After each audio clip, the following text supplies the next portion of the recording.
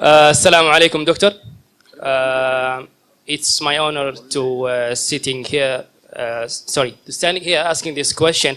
And at the same time, I'm very sad to ask this question.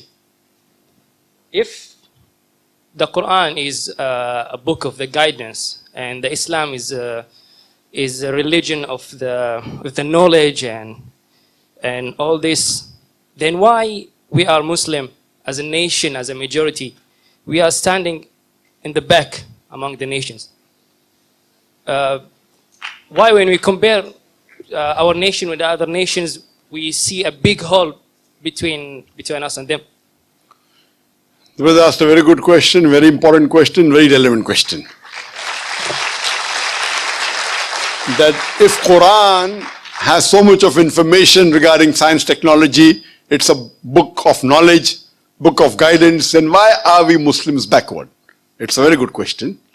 The reason is, if we look back into the history, from the 8th to the 10th century, we read in the historical books, the Europeans, they called it as the Dark Ages. Dark for whom? Dark for the Europeans.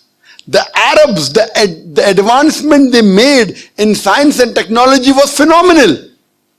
If you had to know about science, if you want to do research of science, you had to learn Arabic. Like how today we learn English. At that time, the Muslims were on top of the world because we were close to Quran and Sunnah.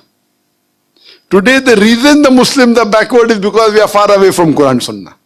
So Quran is not to blame, you and I are to blame.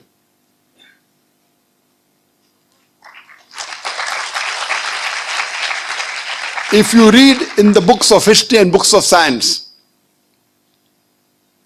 I said in my lecture, Ibn Nafis. Ibn Nafis, 600 years after the Quran was revealed, was the first to describe the blood circulation. In a textbook, we know about William Harvey, we don't know about Ibn Nafis. So two reasons. Number one, Muslims have gone away from Quran and Sunnah. Number two, media. You know, media also plays a big role in it. In our textbook, in my school, I never heard about Ibn Nafis. After when I did research, I came to know. In my textbook was mentioned William Harvey. The first person who drew the world map of the world was Al-Idrusi. In 1154, he was a Muslim. Do you know the numbers that we have? 1, 2, 3, 4. What's it called? What's it called? 1, 2, 3, 4. What is it called? Say loudly. Arabic numerals. How we have Roman numerals? 1, 2. Arabic numeral. Why? Because 0 was first introduced by the Indian. The Arabs took it up, put a decimal point, and we have the Arabic numerals. If you know about Al-Tusi, he was the one who discovered the Pythagoras theorem, which we learn in school. We learn Pythagoras theorem, we don't know the name of Al-Tusi. The square of the hypotenuse is equal in a triangle. The square of the hypotenuse is equal to the sum of the other two sides of the triangle.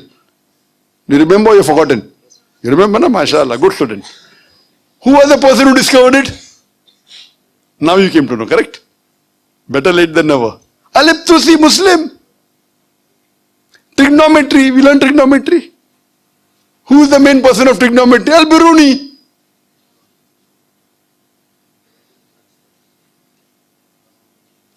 We learn chemistry. Who's the father of chemistry? We know Geber. It's not Geber, it is Jabir ibn Hayyan. They want to, change the name, westernize it, Geber. So Geber looks like a westerner, sounds like a westerner, correct? It is Jabir ibn Hayyan. He is the father of chemistry, wrote more than 200 pages, 2000 pages. He was the first to distill alcohol. Alcohol comes from the Arabic word al-gul. Alcohol is Arabic, al-gul meaning evil spirit. He distilled it. How many people know about Al-Kindi? At the time when Newton, who's the biggest scientist in the world history, Newton said all laws are absolute. Al-Kindi said no, all laws are not absolute, they are relative. Later on, Albert Einstein came. All have heard about Einstein. How many of us have heard about Al-Kindi? The two brothers, Muhammad Ahmad and Hassan Shakir, they told the area of the earth from an angle at the Red Sea. At a time when we didn't even know sure whether the earth was spherical or not. At that time they told the area of the earth which was quite accurate. If you read about Ali ibn Abbas, he wrote 2,000 pages on medicine. If you know about Ali ibn Sina, Avicenna sounds like a Westerner name. It's Ali ibn Sina, Aristotle of the East. You can keep on giving examples. Muslims were on top of the world because we were close to Quran and Sunnah. Today, we are far away from the Quran and Sunnah. That time, if you wanted to get advanced in science and technology, it was compulsory you learnt Arabic. Arabic was a language on top of the world. Today, where is it? Who's to blame? We are to blame. So my request to all the Muslim brothers and sisters, you go back to the Quran. Study the Quran. Quran is the most positive book in the world. It's a proclamation to humanity. It's a fountain of mercy and wisdom. It's a warning to the heedless. It's a guide to the erring. It's an assurance to those in doubt. It's a solace to the suffering and a hope to those in despair. You can get all these benefits only if you read the Quran with understanding. If you don't know Arabic, read the translation of the Quran in the language you understand the best. Implement it, inshallah, it will be a guidance for you for your full life and you'll see your life change. Hope that answers the question.